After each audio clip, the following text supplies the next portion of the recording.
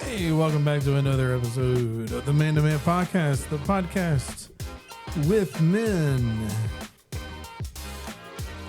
And today we are down a man, so we have the Slim Reaper, Patrick Dean.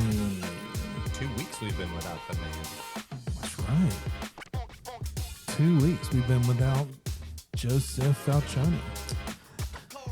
And on top of, not on top of, but next to the Slim Can we Reaper. just avoid all of that Speaking of together?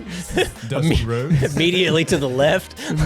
Next to You're right, our the left. Slim Reaper, we have the real deal, Daniel Atkins. From the top rope. From the top rope. Yeah. Yeah, I think we need to come up with a punishment.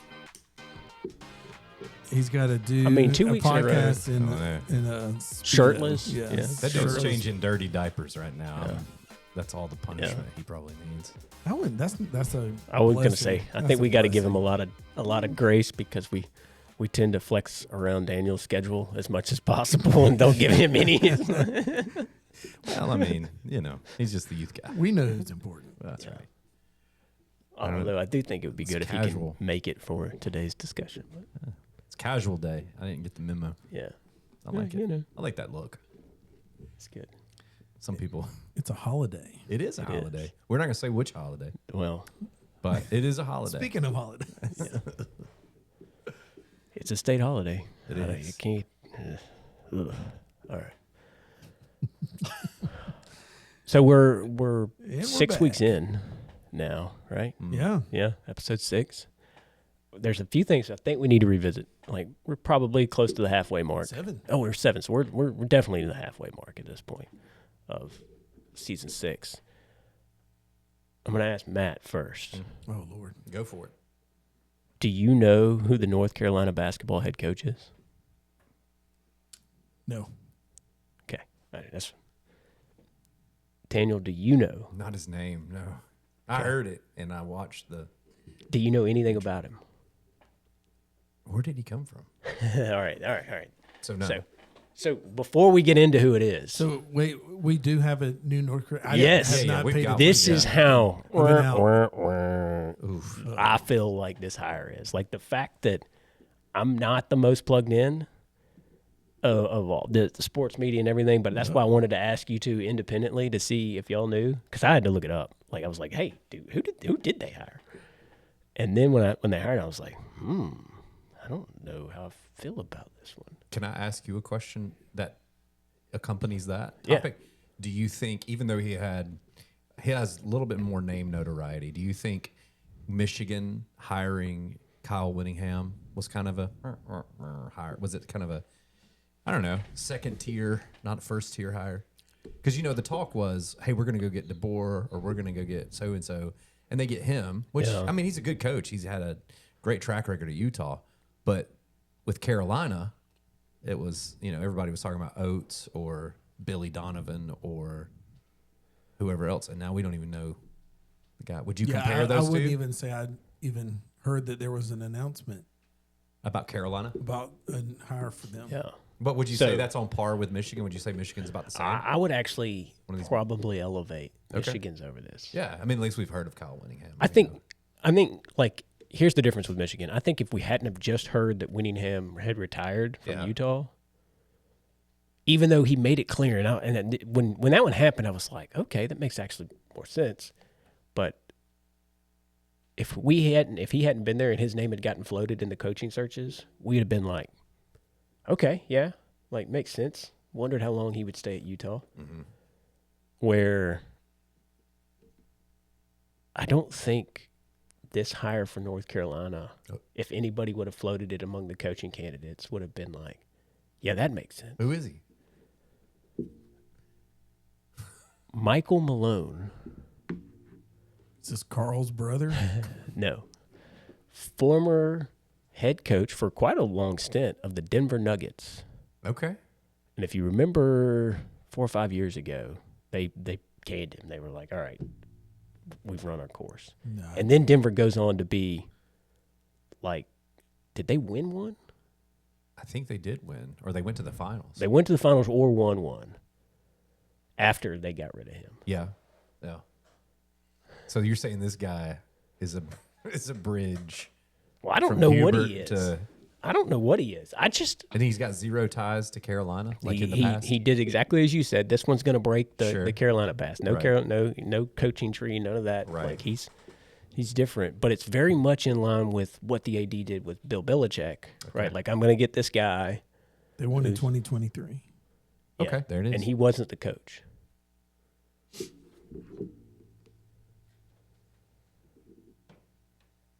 Oh no, he was the coach. So you got an NBA champ leading your program now. Okay. Yeah, he was the coach. All right. So Michael Malone. that probably changes it a little bit for me. Sure. Oh yeah, I know this guy. But I think you would have to be in the NBA world to know his name. I mean, I don't. we don't know. The it. question is, in the NBA world, like, Was he if respected? your NBA team hired him, Right. would you think it was a win? Yeah. And we talked about this, independently with college football and the hires and this and that, and Arkansas fan Pittman, who are you going to be satisfied with? I was like, I don't know that it matters. Like, unless you hire somebody who's demonstrated that they can win in today's level of college athletics, I think it's a shot in the dark. Who did Arkansas wind up hiring? The Memphis head coach, Okay. right? And I mean, like, It's unimpressive. they've had some decent teams under Yeah. him. Is the NBA coach really a coach, though? I mean, or are they just kind of a game manager? When you think about, like, are you really coaching LeBron? I mean, JJ Redick's, I think, a good basketball mind, but Phil Jackson was probably, I would say the Warriors coach. oh yeah, Steve Kerr. Steve Kerr. I think in the NBA, which is probably the most relatable to college basketball. Mm-hmm. It's about creating a culture among extremely talented individuals, Right. to get them to work together to win. Right. So the teams that have been consistent with the same coach over many years Yeah. are yours. Like I'll even go back to this. Like Doc Rivers is like heralded in NBA. Like, but you go everywhere he's been outside of those 3 years in Boston when he had just a phenomenal team. He's never really done anything. Where you got the guy in Miami yeah, who we Eric all Spoelstra. who we all thought was the guy who was just going to sit on the bench and let LeBron run the show. right. Turns out to be the longest tenured head coach in the NBA, has brought Miami, a different makeup of the Miami team, to the finals since LeBron left, since that got broken up. I feel like you got to have more leadership skills, different leadership skills on that level, because you're dealing with personalities. Yeah. And you've got to look LeBron in the face and say, no, we're not doing this. Yeah. Like, that's Well, you definitely have to garner a certain amount of respect right. going in at that level. But I think at the college, like you're talking about, really in any college team, 8 guys that are all making, at this point, at the North Carolina level, all making 7 figures a year. Yeah. And you've got to get them to buy in. Yeah. Like, Yeah. I talked to a church member here, Bo, whose brother coaches at Auburn. yeah. And he said that Gabe was like, this is the worst. He said, because on a recruiting trip now, that's the first question out of their mouth. How much? Yeah. And he said, you kind of go, I don't know if you're even going to be coachable. I don't know that I could do it. I couldn't do it. Because I can tell you my hard-headed way of starting off in that world would just be to turn around and walk back out and be like, nope, not for me. Yep. I'm going to find the guys that aren't worried about, know that they're going to hit the market wherever the market is for them. Like, hey, listen, the market's going to take care of that.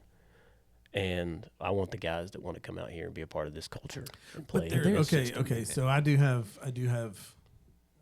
something to add to this. All right. Something that I thought about recently. Hey guys, is I really think nowadays, because NIL, I mean, as of right now, it's not going anywhere. It's not changing.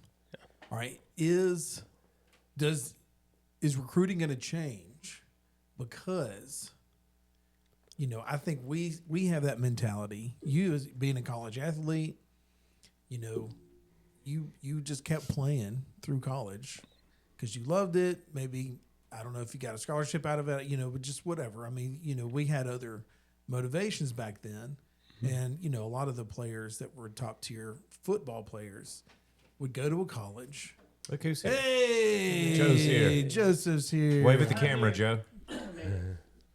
But they had aspirations of professional, right? They wanted to go professional, and the only way to go professional in football is you got to go through college. Yeah. But if you're good enough in basketball, I mean Kevin Garnett, high school, right into the pros. A lot of these baseball players just go right into the pros, if they're good enough. So does recruiting now have to change because now college athletics is a pro juggernaut? Paid? So I think, they changed it after LeBron. Yes. In the pros, but most of that was right. Like everybody blames college for these, but it's the professional sports that create these rules. So the one and done in college basketball is because the NBA got tired of the misses. Like we hear about, we talk about the Garnetts and the but it was the misses, and they were making so much money, and it was like, man, we can't keep. They had classes. Losing the. They had classes for these players, and there's only the NBA draft is only 2 rounds. So like if you don't hit one, especially if you have a lottery pick and you miss that big, like it's a setback. Yeah. Baseball, you've always been able to come out and go, but if you go to college, you had to go for a couple of years. I'm going to say something about to transition. That goes with recruiting. I don't know. Like what I just talked about with that Auburn situation, right? How much?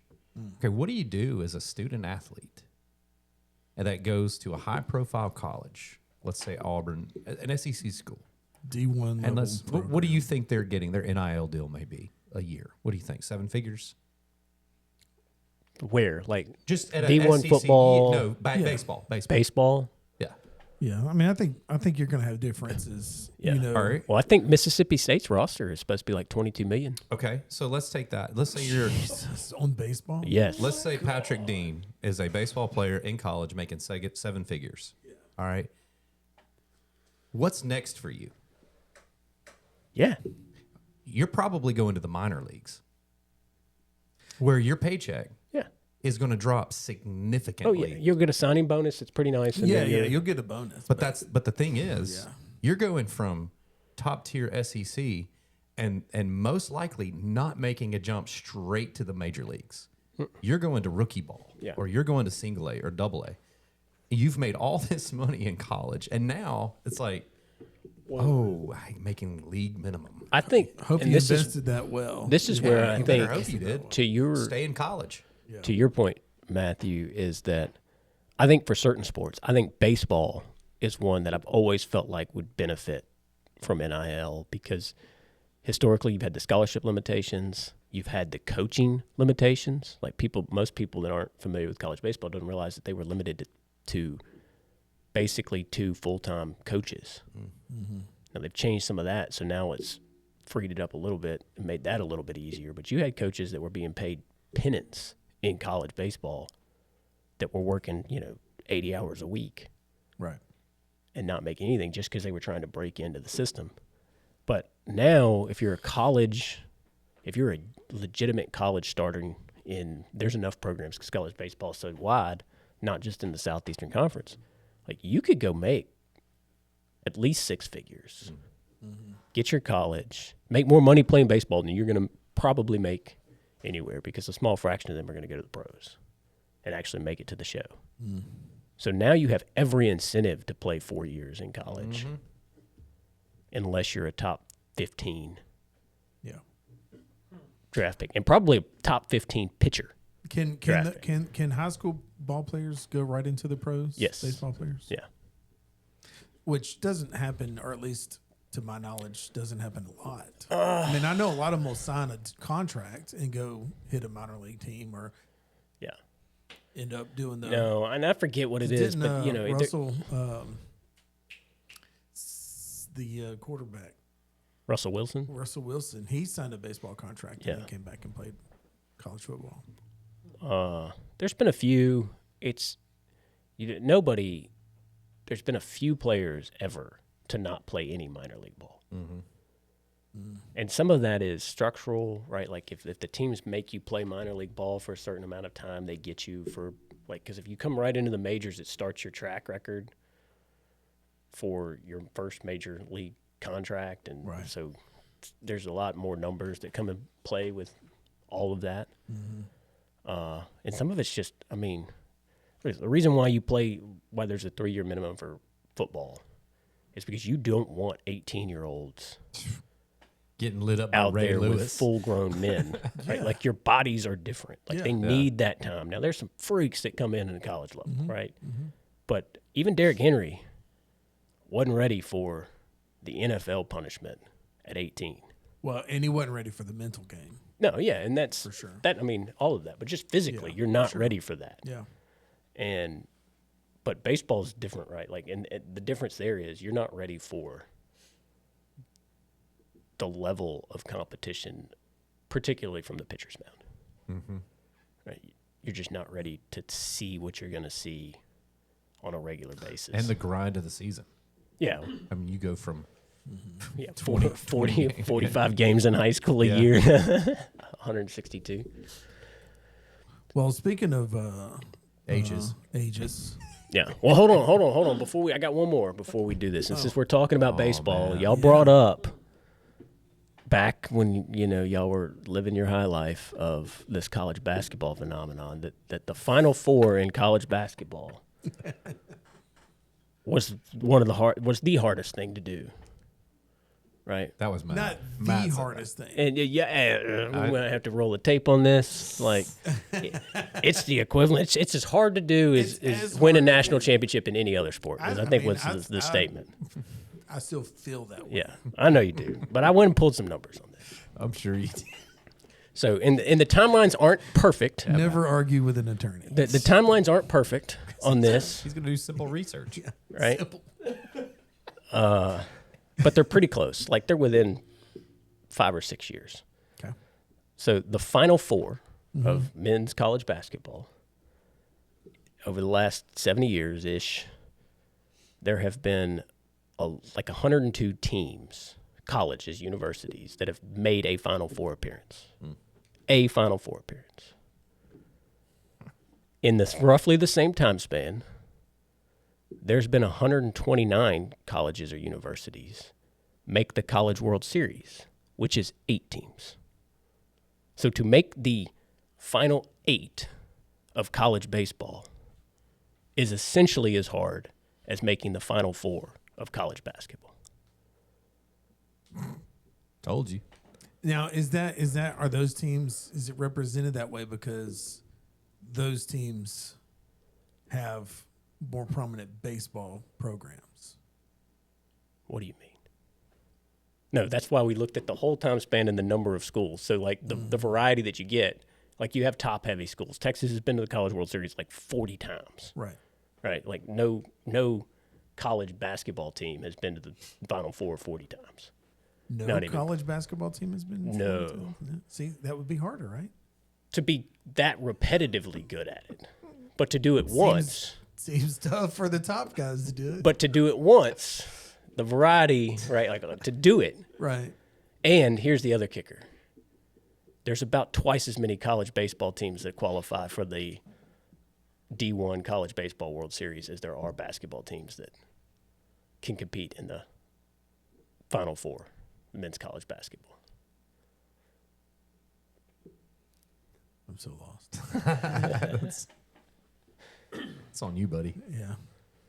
There's more chances for those one-offs, those, random teams to make it than there are. I see what he's saying. Because the field is 64 in basketball. in the first round. Yeah, same thing with college baseball. 64 in So the first 64 in the first Yeah. round there too. Oh, I need to see this in circles. Daniel talks to me in circles so round. Okay. much. So I need to bring you some Venn diagrams Circle, next time. yeah, Like I we're need starting with a circle. pull this size. We're starting with a pull this size. Yeah. This is where it gets down to. This is how it Yeah. breaks down. Mr. Counselor, I'm gonna Yeah. need to see He graphs. talked to me in numbers. Some I start visuals. thinking about songs from the 90s. Yeah. I'll bring out my Chewbacca defense. This is a Wookiee. Hails from the planet Indo. All right. Well, No charts and graphs for this, but we are talking about kids today. yeah. So, Speaking of kids. Speaking of kids, yeah. Just in time with our student minister today. Yes. Is my mic on? So I think this is a good Yeah. one, right? Like this Okay. is one Okay. that is bound to get brought up in any sort of biblical home, biblical conversation with a group that stays engaged, right? Like, because we get confronted with these things, and we're going to hopefully talk more about some of these subjects in the weeks ahead. But this is one that gets thrown out there. What is, if there is, what is the age of accountability? So, Bum, bum, bum. while we give some time for one of y'all 12. to prepare your answer, So we're just defining it. That's all we're doing. no. Step one is defining what we mean. define it, and that's great. Step one is defining So what all we're doing is defining it. and then we're what gonna is move on. meant by age of accountability, and secondly, how do we put that into context with Scripture? So And then thirdly, what does this even matter to us as men? You don't share the gospel kids. with anybody until they get to a certain age. Yeah, you just That's we're doing it wrong. Don't share the gospel till they're adults. Is that what? yeah, right. That's what I'm hearing your right last VBS. ministry is There's in your no home. point. Don't No share the gospel. evangelism at VBS VBS. is- Not at all. Good gracious Lord. That's fine. Sorry, God Rachel. help us all. So who wants to what do we mean by the age of accountability? Yes, define that for us, Pastor. So, when we talk about the age of, or when you hear people talk about the age of accountability, usually what they're referring to is there a question? Is there an age at which someone is accountable before God for their sin, their salvation? Like, in other words, is there an age of innocence?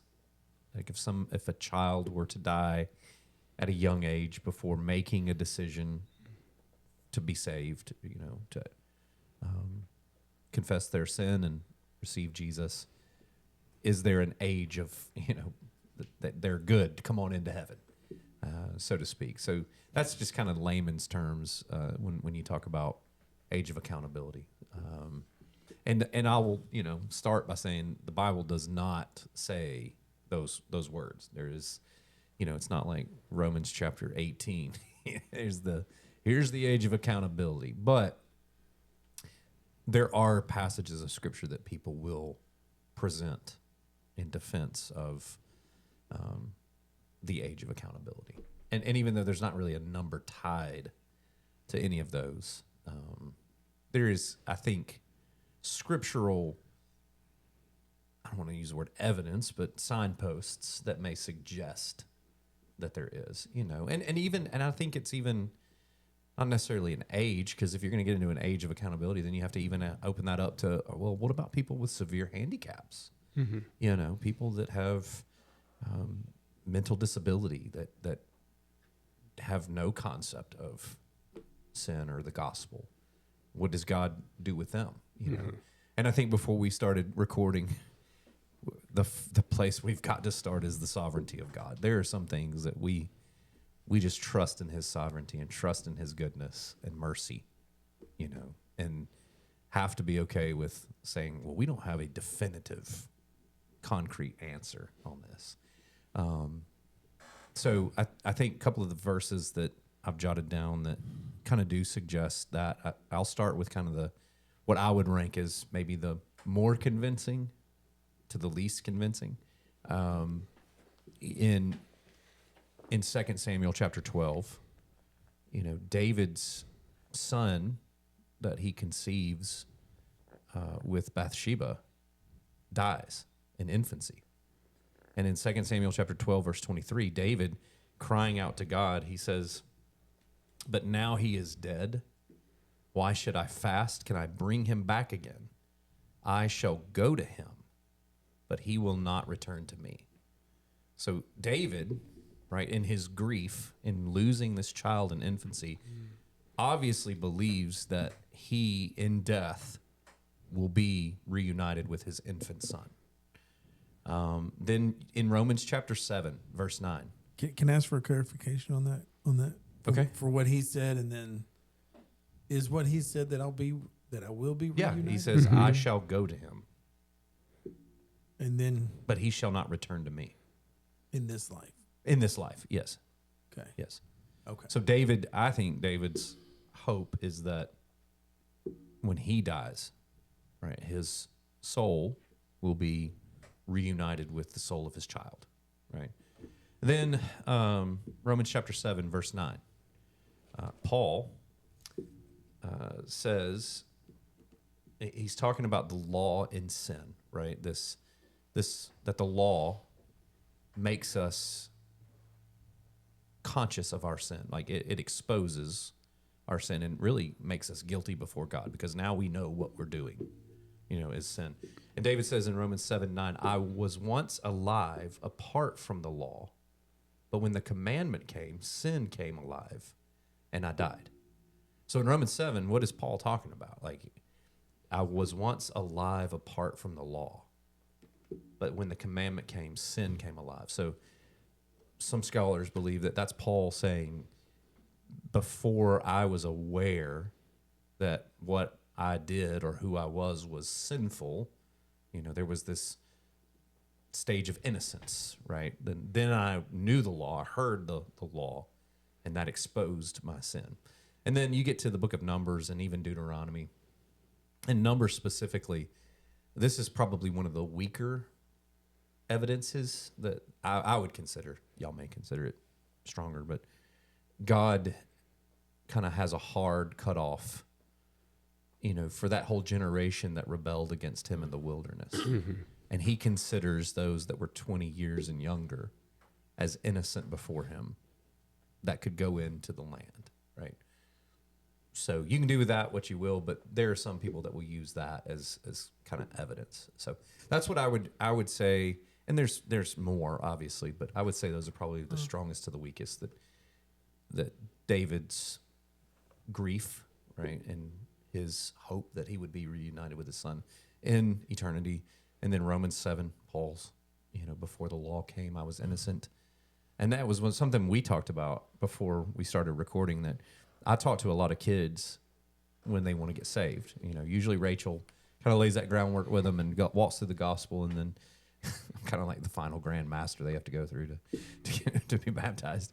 But I would say 9.5 times out of 10 conversations that I have with children, when I talk to them about what it means to be saved and what sin is, it's always action. I don't know that I really ever have a conversation with a kid in which they bring up the sin nature, right? This heart of sin, who I am. It's always, well, sin is when I disobey my parents, or sin is when I do bad things, or sin. So you kind of see that. I kind of see that through the lens of Paul in Romans 7, right? They know the law now, and then they recognize what they do is sinful. So I don't, Joe, you probably got a more Calvinistic take on it than I do. We said the word sovereignty of God, and Joe was like, I said it was sovereignty. I'm all for sovereignty. Love that. I'm just kidding. I've actually been exploring this kind of topic for not like hardcore, but for the last couple of years, because I've always believed that all babies go to heaven. I've always believed that, but I can never justify why I think that. And so it was kind of like it's the age of accountability route. The way I always thought of age of accountability, and this could be just what I've heard, is that age of accountability, pull it up, had more to do, it just went away. it's not a big deal. It had more to do with like that children are not even sinners themselves. And so as a result of that, because they can't sin, therefore they can't go to hell, which like as a parent, you immediately go, yep, that's not true because children are sinners. Mm-hmm. So they do break God's rules, right? They do violate the commands. So why should they not go to hell if they don't believe in the gospel, right? Mm. There are a couple verses that I discovered recently that I had never seen before. And I'll pull them up real quick. I have them right here. The first one is in Deuteronomy 1:39. Mm-hmm. And it has actually piggybacks off what Daniel said. God speaks to Moses and says, "And as for your little ones, who you said would become a prey, and your children, who today have no knowledge of good or evil, they shall go in there, and to them I will give it, and they shall possess it." So God, speaking to Moses, and Moses relaying to the people, says, your little ones, they have no knowledge of good or evil. In other words, they don't have the they don't know right from wrong. In other words, although they do wrong, right? They don't know what is right and what is wrong. And there's a parallel verse in Isaiah chapter 7, verse 15 and 16. And it's actually a prophecy. And this is what he says: "He shall eat curds and honey when he knows how to refuse the evil and choose the good. For before the boy knows how to refuse the evil and choose the good, the land whose two kings you dread will be deserted." So there's this implication here that there is a period before the boy knows how to use self-control and refuse evil and choose good, right? And if you listen to last week's episode, this is one of the passages Steve McKinnon brought up when he's talking about Eve and her innocence, right? He quoted the passage in Deuteronomy, right? That she was in this stage of innocence, just like, like a child. Yeah. So anyway. So those two verses kind of like added in, like, okay, maybe, and now, is there like a actual age? I don't think there's like a universal. There could be. I don't know. You know what I'm saying? There could be universal age. I've always been more inclined to think God knows the individual, right? Like, because children develop differently and things like, some children are way smarter and they just develop over time. So I feel like that would be in the prerogative of God's sovereignty to know when that time happens, where there is the conscience able to operate in the human, right? And so that's kind of what I would say. And as a result of that, any children before whatever that time would be, although they have committed sin and they have broken God's laws, God does not hold them accountable for them. And rather than holding them accountable for them, he applies the work of his son Jesus in their place. And so that's how I would tell people if they were to ask me now. But like, my opinion could change on this, obviously. But at this point, I don't think anybody is saved outside of Jesus Christ.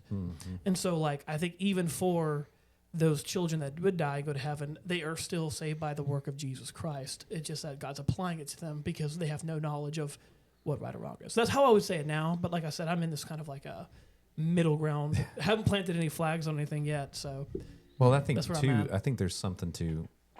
And obviously I hadn't fleshed this out, but I mean, every really New Testament reference you see to the judgment, it's in reference to the actions of the evildoers, right? And that's kind of a new place I'm kind of exploring in my own life is, we talk about sin nature and being guilty before God, right? And when you read Revelation, for example, the passage I was preaching in yesterday, it is about the evildoers, the sexually immoral, the rebellious, the murderers, the liars, and they are the ones cast into the lake of fire.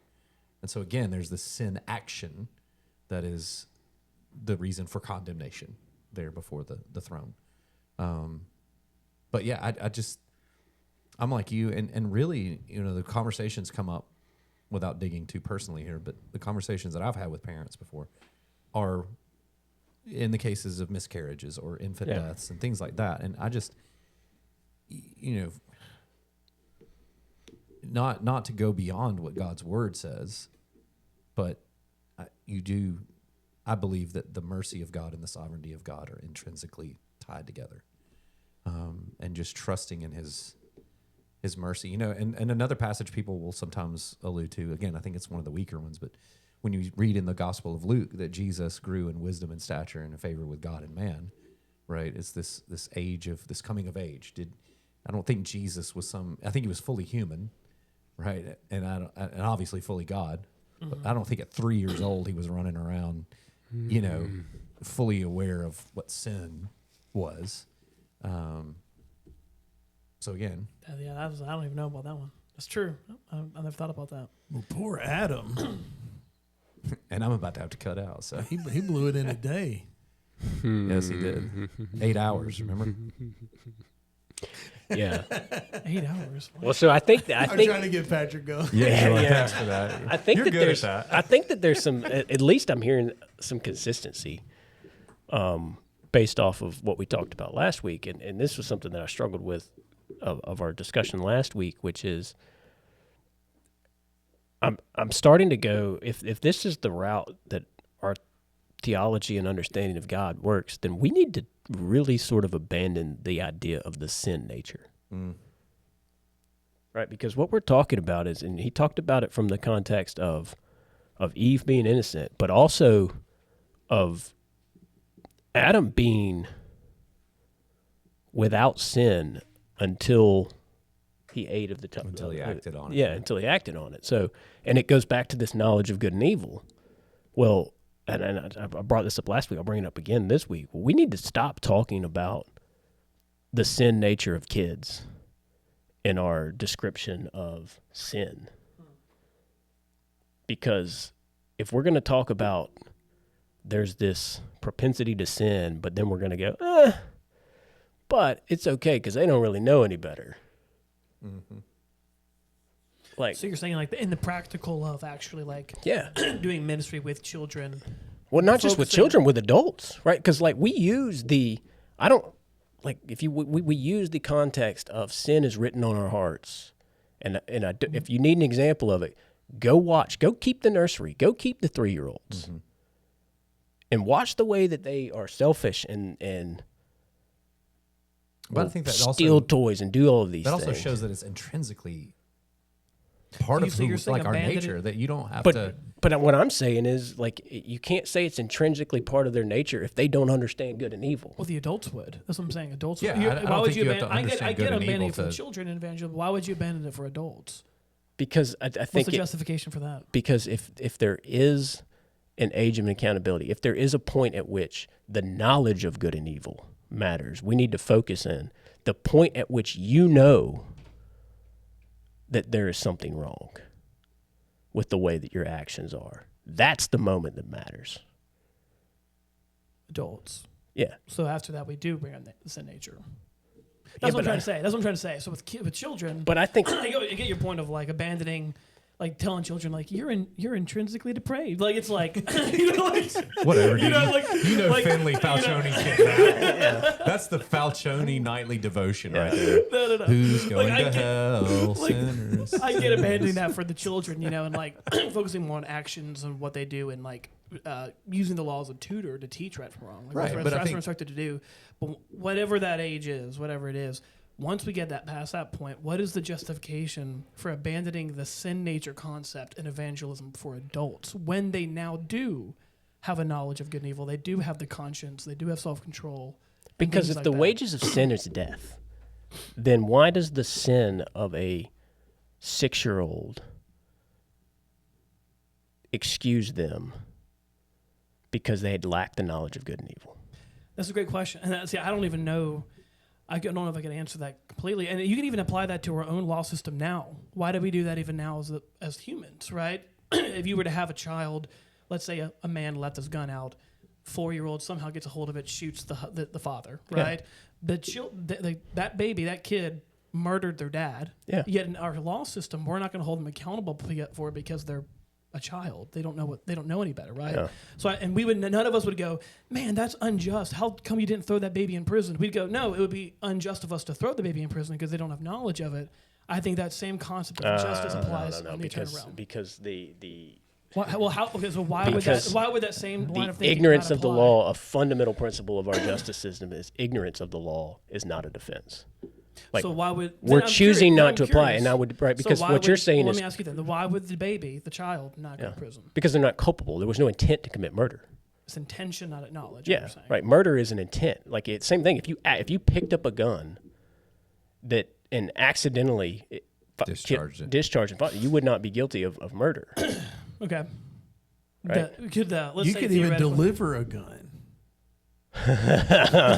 You could go get somebody's gun for them. I hope Jamie Saxon is not watching. You could bring it to them, knowing what they are going to do with it, I've got to go. and not be guilty of a crime in certain circumstances. So you're saying This is a good one for me to check out. so you're I've saying got residencies. Oh, yeah, you do have that. So you are saying that it is the intent of the motivation behind the action. I'm saying in our system. in our system in America. So I just wanted to differentiate between that. And what I think is that our system, like we built a lot of our legal framework, not just criminal justice, right? There's a lot of it that's built off of Judeo-Christian, For sure. really, That's why I brought it up, yeah. backgrounds. But I think the example you're going to is the same issue that we have. Like, it's in our nature, right? Like we as a society have a hard time with we're all bad. Yeah, of course. Yeah, as a society, we hate that. Yeah. So then we create these structures that go, well, some things are worse than others, right? In our human society, Yeah. you're saying? Yeah. So like, let's not try to make apples to apples with this because they're not, right? We do this all the time in our secular world where we go, hey, stealing $1,000 is not as bad as stealing $1 million, right? But Jesus says, just your mind, just the thought that you would think to steal money, It's theft. is the same thing, It's theft. right? Because that's how depraved we are. Oh yeah, but I agree with you on that. I think my goal in the comparison, I think even if I use the different language would still apply in that. Let's say in my scenario, the child has not only no knowledge but no intention behind killing the father, right? Yeah. Although in reality that baby or 3-year-old or whoever did shoot their father and murder them, we would not hold them accountable. Applying that over now in like what we're talking about right now, those who are before whatever this time period is, in the same way, not only do they not have knowledge, but they lack the knowledge, they can't have the intentionality of doing it with malice and forethought in whatever way. And so I think that's the comparison I was trying to make. Yeah. I think I used the wrong terminology. No, but but my point is still the same. Is like I don't think it's an apples to apples thing. I agree. I don't think it's an apples to apples. I think that's where we run afoul. Like my struggle is, I think that if we're gonna say that the sin of children up until a certain point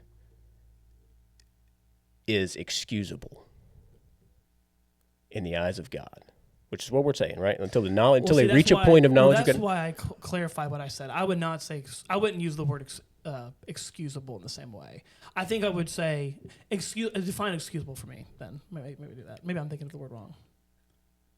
What do you mean by excusable? Covered by the sacrifice of Jesus without knowledge and acceptance that Jesus did it for them, right? Like if that's what we're talking about. Okay. If the mercy and grace is sufficient, even despite public profession of faith in Jesus as their Lord and Savior. Yeah. If that's where we're at, then we need to quit using the sin of those as an example at all. So you're saying, okay, so you're trying to say like, I'm preaching, right? And I go, just go check the kids down the hall. Like not appealing to their sin nature as an example of their sin nature in the room. Yeah. The adults, because they're not even comparable is what you're saying. It's not an apples I can agree with that. Because they're just like Finley and Joey, my children. They do bad stuff every day. Absolutely. Right? They absolutely do. But they're babies. You know what I'm saying? They don't have. These verses really did change my mind on things. Like they really just. Joey's yet to do anything wrong. He's perfect. Ask his mom that. In my eyes. That's where I'm at. Like, and that I don't like because I'll be. Okay, I think I understand what you're saying though. Before I didn't understand, but I get it now. Like us be appealing to the sin nature of children to say, see, now we all have sin nature. It's like. They do, but God's not even holding them accountable for it. Christ is covering them. So why are we using them as an example to begin with, as an illustration? Yeah. I can agree with you on that. Like, they're not apples to apples there. So we should instead be focusing on the adult and their sin nature if we're going to bring it up and use an illustration from their realm. That's kind of what you're saying? Yeah. So this is where I'm at as like, I'm with everything here. Like, I don't know that I have a position on this. See, I'm still thinking through and I certainly haven't really dug into it. I've looked in a little bit. Yeah. What I can say is that my faith is strong enough that whatever it is, I'm okay with. Yeah.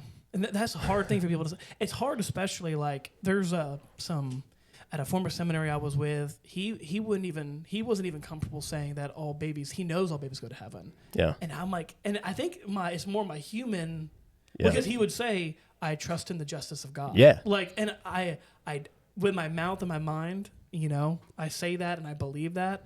But in my human emotions, I just wrestle with that, And that's good, right? Like you're supposed to wrestle. Exactly. I'm like, oh my gosh. That's supposed to be what convicts you to go and preach it to the children, to totally spread it. For sure, I agree. And we talked about this beforehand, like, and I'm there, right? Like there is the part of me on that side of it that goes, no, this is just something that we've concocted because of our human, because we can't handle true faith and acceptance of the justice and provision of God, however that looks. Yeah.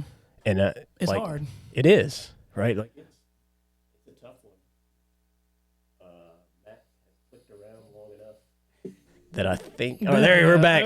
We're back. Welcome back to the Man to Man we podcast, lost it, guys. but I don't think we missed anything. I think he caught it right there. Yeah. I think that's it. And yeah, that's good. We're running up on time. I got to head out. Good but conversation. I really do appreciate what y'all brought scripture-wise, because some of those, like I've even went through, but really connecting those dots, I think, right? Like it. There's some. I'm with you. There's some. It makes you think more, because it's more evidence than I originally thought there was. That's how it was for me recently, because I used to be like, oh, I should become, blah, blah, blah. But now I'm like, oh, there is actually some evidence in the scriptures. No, it's not like plant your flag down a hill, but it is enough to make you go, I should dig deeper into this and think through this, and that's why I'm kind of leaning in that direction at this point. That's mine. Everyone's always gone to the David example, and I'm like, is that a statement of how it is, or is that the words of a grieving father? Yeah. Like I don't know where I land on that one, but the other accounts where God speaks on behalf and He says something, then it's like, okay, now I'm a little bit more. I'm a little more interested. It's true. Man, I'm loving this season. It's y'all. fun. I'm loving it. Join us next week. We're gonna keep rocking and rolling. Like I said before, we're gonna keep talking till we're tired of talking. For sure. See y'all next week.